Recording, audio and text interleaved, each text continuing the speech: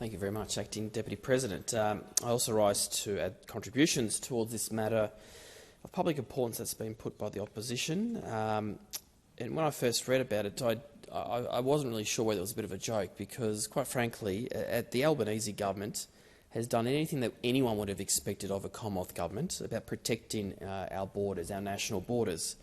But it's really disappointing to see that the Coalition is trying to politicise issues of national security once again. And one can only think that there must be a by-election this coming weekend. On this side of the chamber, we take national security very seriously.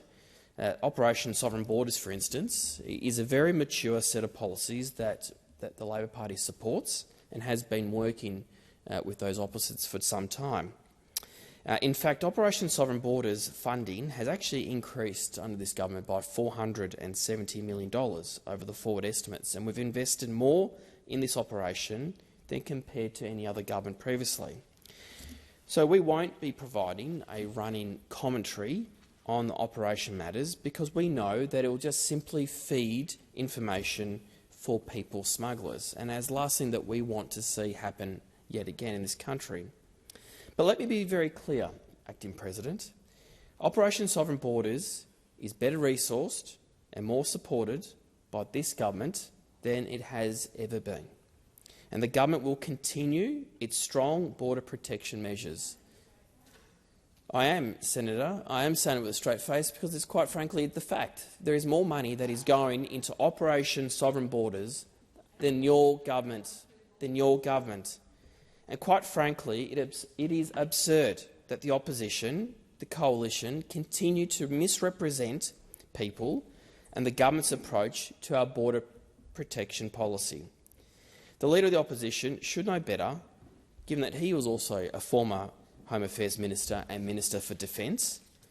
And as we have heard in this place, Rear Admiral Brett Sonta, the commander of the Joint Agency Task Force, with respect to Operation Sovereign Borders, has said very clearly the mission of Operation Sovereign Borders remains the same today as it was when it was established back in 2013, protecting Australia's borders, combating people smugglers in our region and, importantly, preventing people from risking their lives at sea. Any alternative narrative will be exploited by criminal people, smugglers, to deceive potential irregular immigrants and convince them to risk their lives and travel to Australia by boat. I don't think that quote could be any clearer.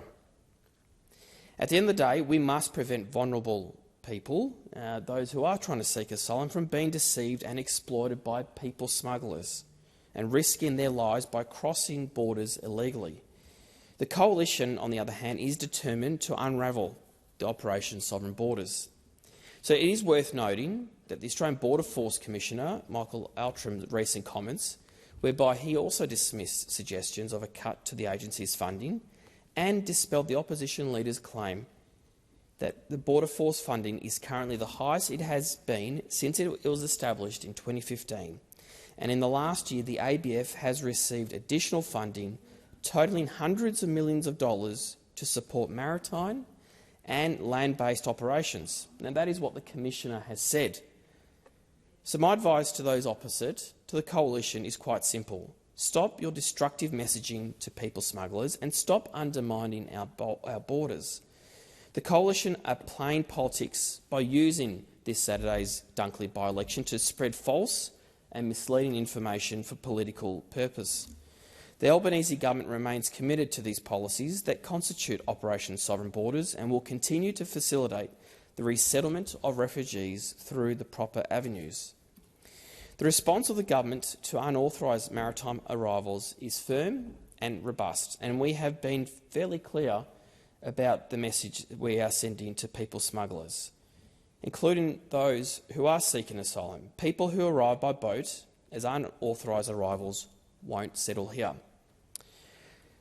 Any unlawful entrance into Australia will be taken offshore, and the government will provide humanitarian support to people who have been resettled or returned to their home country in line with our international human obligations. The government's policies in this space will continue to be guided by a commitment to protecting our borders and maintaining Operation Sovereign Borders.